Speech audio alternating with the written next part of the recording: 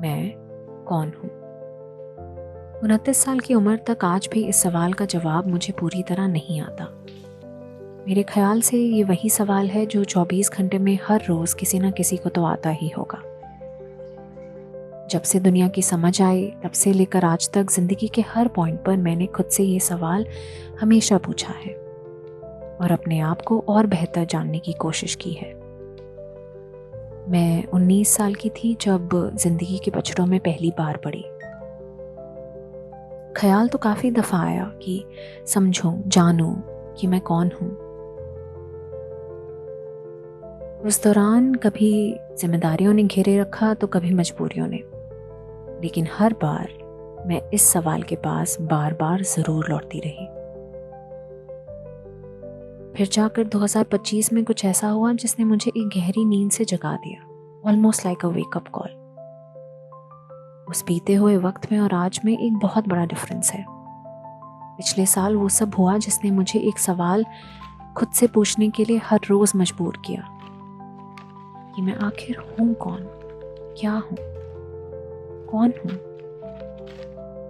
ज़िंदगी के वो रिश्ते जो मेरे लिए कभी बहुत खास हुआ करते थे, प्रायोरिटी हुआ करते थे, उनकी रियलिटी सामने आई।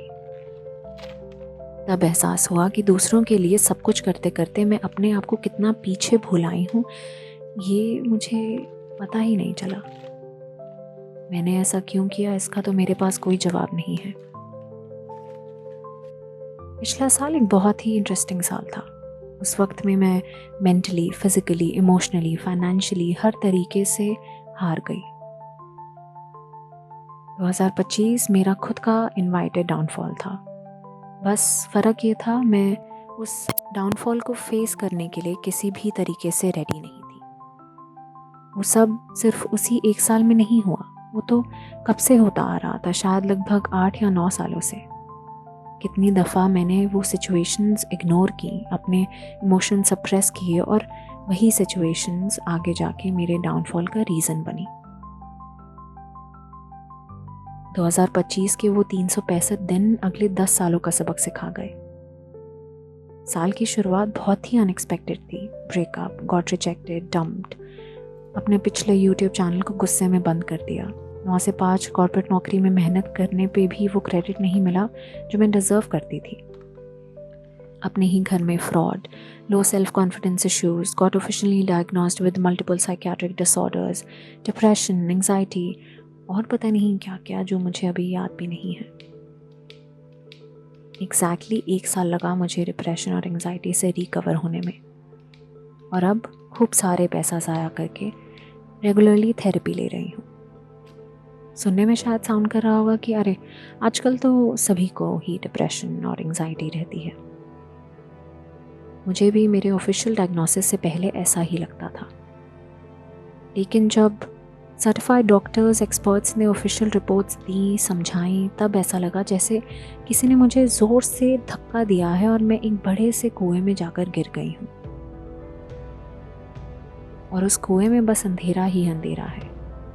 मेरी चीखें सुनने के लिए आसपास कोई नहीं है। डायग्नोसिस से लेकर रिकवरी तक किसी को नहीं बताया, ना फैमिली को, ना ही अपनी बेस्ट फ्रेंड को। उस दौरान ये सवाल फिर से हर रोज़ मैं अपने आप से पूछा करती थी कि मैं कौन हूँ। As if I was looking at a different person in me। दिल और दिमाग जैसे दोनों आपस में हर वक्त झगड़ा करते रहते थे। चीखें, कुछ आवाज़ें हर वक्त दिमाग में घूमती रहती थी। कहने को नॉर्थ इंडिया के छोटे से extremely conservative and Orthodox middle class joint family से बिलोंग करती हूँ। 10 साल के कॉर्पोरेट एक्सपीरियंस के बाद फैंसी लैंग्वेज में मुझे आप फाइनेंशियली इंडिपेंडेंट वुमन कह सकते हैं, पर असल में मैं बस अपनी जिम्मेदारियाँ ही निभा रही हूँ। वो जिम्मेदारियाँ जो मुझे किसी ने दी नहीं थी, ना ही उन जिम्मेदारियों को फेस करने के लिए मुझे किसी ने तैयार किया था। बस घर के हालात ही कुछ इस तरह हुए कि खुद ब खुद मैंने वो जिम्मेदारियां समझनी और निभानी शुरू कर दी, और इन्हीं सब में मैं अपने आप को कब भूल गई और कितना पीछे छोड़ आई मुझे पता ही नहीं चला। अपने बारे में मुझे बस एक ही चीज़ पता है, मुझे अकेले घूमना बहुत पसंद है। Any new place that is safe to explore, चाहे वो विद इन इंडिया हो या outside of India. I love being on my own. कोई भी सिचुएशन में किसी और के ऊपर रिलाई करना मुझे नहीं आता। मुझे जितनी खुशी चीज़ें प्लान करने में होती है, उतना ही दुख मेरे इम्पल्सिव डिसीजंस के बाद होता है। परफेक्शन से मेरा दूर दूर तक कोई नाता नहीं है। हफ्ते में एक आध बार तो ज़रूर रोना आता है, ऐसी हूँ मैं। मुझे फ़क्र नहीं है इस बात पर पूरी कोशिश कर रही हूँ अपने आप को बदलने की, सुधारने की, अपने आज और आने वाले कल के लिए। Professionally, I work in corporate. शुक्रगुजार हूँ that I have a job in these tough times, but I am not proud of the work that I'm into. क्योंकि किसी और के लिए काम करते रहना, उनके लिए बिजनेस प्रोसेसेस इम्प्रूव करते रहना और फिर भी क्रेडिट और सैलरी दोनों ही ना मिलना डिसअपॉइंटिंग तो है। मेरी नौकरी मुझे अब खुशी नहीं देती। Because I've spent 10 years of my time helping other people find their voice, that I had no time to find my own. And honestly, at the age of 29, it's high time that I find my voice now.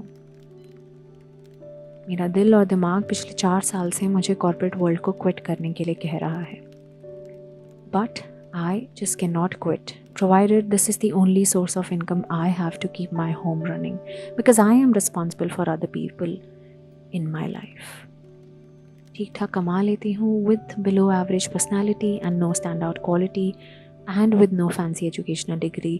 I am not even competitive in the mainstream market, and with no specialty appeal, I feel I will always have a below average career in corporate.